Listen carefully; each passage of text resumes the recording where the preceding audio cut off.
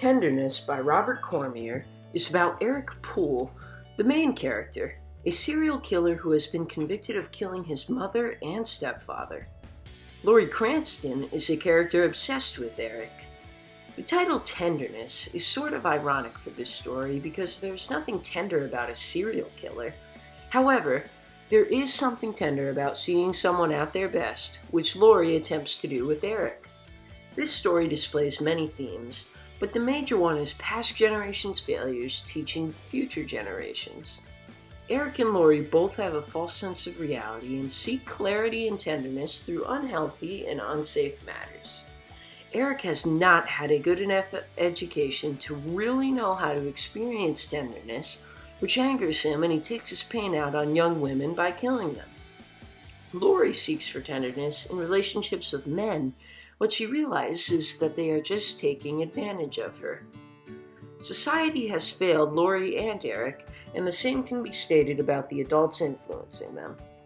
Laurie and Eric travel through much of New England in Tenderness, with the prison for juvenile criminals, Eric Poole's aunt's house, and parks being the main locations. The setting plays a big role in this story because it changes Eric and Laurie.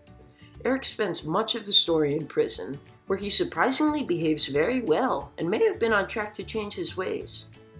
New England provides the men that Laurie dates, who all take advantage of her, so she seeks for a new way to find tenderness by exploring all around New England. No matter where the setting is, Eric and Laurie continue to cross paths.